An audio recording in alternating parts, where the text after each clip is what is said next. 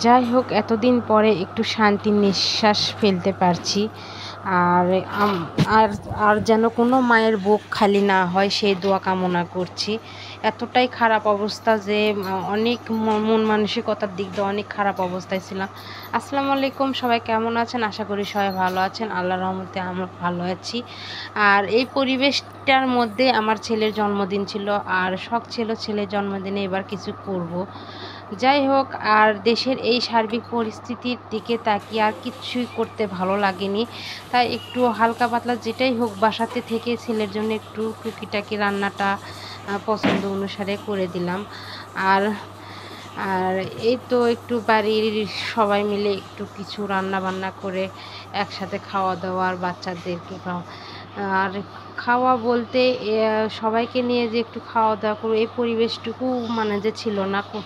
এত খারাপ লেগেছে যে এত মৃত্যু আর এত মানে যে রক্তাক্ত অবস্থা দেখে আমার একেবারে মনটা অনেক খারাপ হয়ে গিয়েছিল। যাই হোক, আল্লাহ সবাইকে শান্তিতে রাখুক, ভালো রাখুক। আর আমার ছেলের জন্য কিন্তু অবশ্যই আপনারা দোয়া করবেন। আর এই তো একটু টুকিটাকি করে একটু পোলাও, মাংস, আর এখানে হচ্ছে যে একটু পায়েস রান্না করতেছি। আর ছোট বাচ্চা নিয়ে রান্না বান্না সবসময় সাথে থাকে আর কেচর বেচর করতেই থাকে। আমার ছেলের জন্য অবশ্যই আপনারা দোয়া করবেন।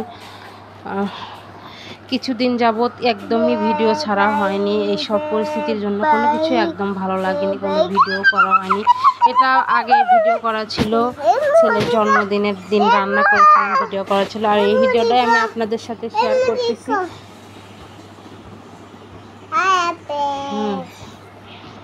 সবাই ভালো থাকবেন, সুস্থ থাকবেন। আমাদের জন্য করে কিন্তু বেশি বেশি করে দোয়া করবেন।